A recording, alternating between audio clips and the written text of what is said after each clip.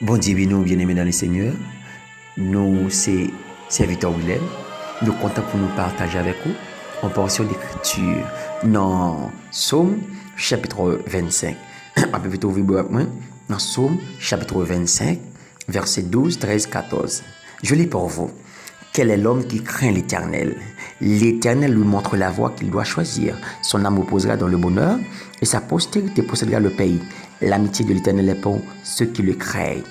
Et son alliance leur donne instruction. Combien faut nous fermer les yeux pour nous prier?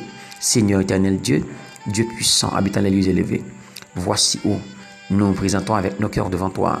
Nous savons que nous sommes tous des pécheurs et nous te demandons, Père Saint, de jeter sur nous un regard favorable dans le nom de Jésus-Christ. Puisses-tu, à travers cet enseignement, toucher chaque cœur qui est en train de nous écouter ce soir pour servir à ta gloire. Telle est la prière que nous t'adressons au nom de Jésus-Christ, ton Fils, à lui seul que revienne la gloire et la majesté au siècle des siècles. Amen. Oui, bien-aimés, Psaume 25, verset 12, 13, 14. Nous allons parler de la crainte de l'Éternel. La crainte de l'Éternel. Quelques bienfaits de la crainte de l'Éternel. Nous avons 4 bienfaits à travers le texte que nous sommes là. Maintenant, il est important avant tout pour nous dire qui ça crainte. Le mot crainte, il vient du thème hébraïque Yahweh, qui écrit Y-A-R-E, qui ça traduit, il traduit respect profond, il traduit craintif ou crainte ou redouté. Alors c'est ça il traduit. Maintenant, nous allons aller brièvement selon la Bible pour nous qui ça la Bible dit à propos de la crainte de l'Éternel. La Bible dit plusieurs bagailles, mais nous avons quelques naïos. D'abord, dans Proverbe chapitre 1, verset 7, la Bible dit comme ça, Proverbe chapitre 1, verset 7, il dit la crainte de l'Éternel est le commencement de la sagesse. La crainte de l'Éternel est le commencement de la sagesse. Ça, c'est Proverbe 1, verset 7a. Proverbe 9, verset 10, c'est défini. Même genre, il dit le commencement de la sagesse est la crainte de l'Éternel. Il va dans le sens inversé. Maintenant, deuxième définition, il dit encore dans la Bible, dans Proverbe 8, verset 13, il dit la crainte de l'Éternel, c'est la haine du mal. La crainte de l'Éternel, c'est la haine du mal. Proverbe 14, verset 27 même dit, la crainte de l'Éternel est une source de vie. Donc nous avons 3 bagailles. D'abord, Proverbe 1, verset 7, Proverbe 9, verset 10, dis-nous, la crainte de l'Éternel, c'est commencement sagesse. Depuis crainte mon Dieu, ou commencer sage. Et dans Proverbe 8, verset 13, il dit nous, crainte l'Éternel, c'est l'oreille mal. Depuis crainte l'Éternel, oreille mal. Dans Proverbe 14, verset 27, nous voyons, dit nous, crainte l'Éternel, son source la vie liée. Son source qui baille la vie. Maintenant, on allait droit au but. Maintenant, on a 4 bienfaits que crainte l'Éternel produit. Dans Proverbe chapitre, dans Psaume 25, verset 12 d'abord, que David écrit, il pose une question, il dit, quel est l'homme qui craint l'Éternel? Qui est-ce qui craint l'Éternel? Qu'est-ce l'homme qui craint l'Éternel? L'Éternel lui montre la voie qu'il doit suivre. Automatiquement, on craint l'Éternel. Premier bagage l'Éternel fait, il dit, li balle direction, ok? C'est pour un bail noir, mon qui l'Éternel balle direction. Eh bien, bien aimé, dans Psaume 32, verset 8, Psalmiste l'a dit, divinement inspiré, pour le dire, je t'instruirai, te montrerai la voie que tu dois suivre. Il dit, m'a pas instruire, m'a montré quel chemin on doit prendre. Lorsque un monde bien aimé, crainte pour mon Dieu qui est dans le ciel là, l'Éternel montre qui direction il doit prendre. Il pas qu'à perdre dans là. Et ça fait auteur chanter il dit, pas perdre dans là, les roues marcher avec moi. On monde qui marcher de la crainte de l'Éternel. Il pas même genre tout le monde, l'Éternel montre comment il doit marcher, qui chemin il doit prendre. Il y a des pièges, il pas qu'à tomber parce que le pas un monde qui est simple. Voilà pourquoi nous devons cultiver la crainte de l'Éternel. C'est une première raison qui pousse nous à marcher dans la crainte. Et bien, deuxième bagaille, monde qui a crainte pour mon Dieu, bénéficier, et nous venons toujours dans verset 13 là, il dit, son âme reposera dans le bonheur. Son âme reposera dans le bonheur. Monde qui a crainte pour mon Dieu, l'a joui du bonheur dans l'âme. La bonheur dans l'âme. Deuxième bagaille, non seulement l'Éternel a balle direction, deuxième bagaille, la bonheur dans l'âme. Eh bien, bien aimé, c'est important. L'âme de l'homme, c'est la partie la plus importante pour Dieu. Et c'est son homme intérieur que Dieu veut bâtir. Lorsque l'homme intérieur, l'homme, non, li bâti. Lorsque l'homme intérieur, l'homme, li dans bonheur, mais l'a impacté corps et ou après son monde qui est heureux. Parce que quand on dit proverbe qui dit l'argent ne fait pas le bonheur. Lorsque on a crainte pour bon Dieu, l'Éternel, ballon bonheur en dedans, que circonstances pas qu'à voler. Voilà comment pour que ça dans Somme 23, verset 3, Psalmiste la dit, il restaure mon âme. Il restaure mon âme. Donc la restauration de l'âme lui joue un rôle important, un rôle prépondérant en ce qui concerne l'homme. L'homme a besoin d'un bonheur, mais ce n'est pas l'argent qui va le bonheur. Et pas manger qui va le bonheur. C'est surtout lorsque l'Éternel travaille dans un monde bien-aimé. L'important pour nous cultiver la crainte de l'Éternel. Très, très, très important. Eh bien, bien-aimé dans le Seigneur, troisième bagaille que nous bénéficions lorsque nous avons crainte pour bon Dieu, nous joignons dans toujours verset 13 là, dans le chapitre 25 du livre des psaumes, psaume 25 verset 13, il dit, partie B, il dit, et sa postérité possédera le pays. Et sa postérité possédera le pays.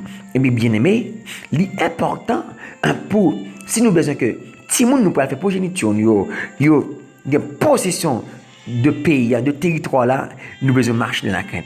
Lorsque on parent, des crainte pour mon Dieu, la marche droite, petit il a joué de ça, alléluia. Ah, des parents pieux, des parents qui marchent de la crainte de l'Éternel, eh bien, postérité a bénéficié. L'important, nous-mêmes parents, pour nous forcer nous, pour nous crainte pour mon Dieu.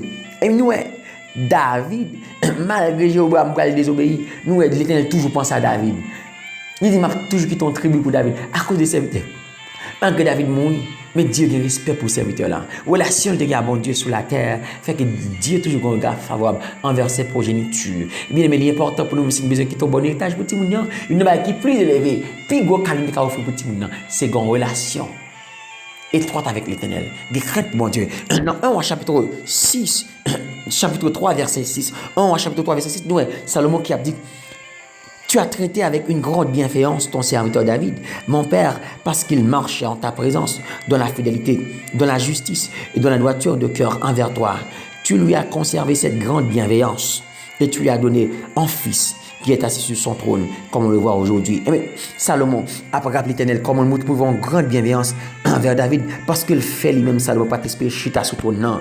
Malgré Salomon, nous connaissons qu'est-ce que c'était pour nous, mais à cause de bienveillance, de crainte David te gagne, pour bon Dieu, l'Éternel traité Salomon avec bienveillance. Mais pour Salomon a décrit que papa te gagne pour bon Dieu, il décrit en ces trois thèmes.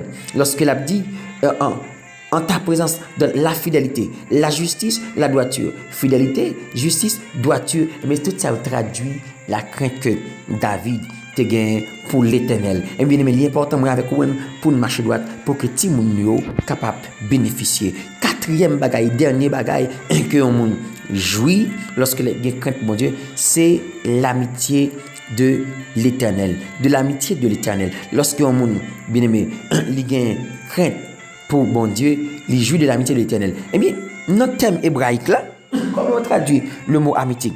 C'est Sod.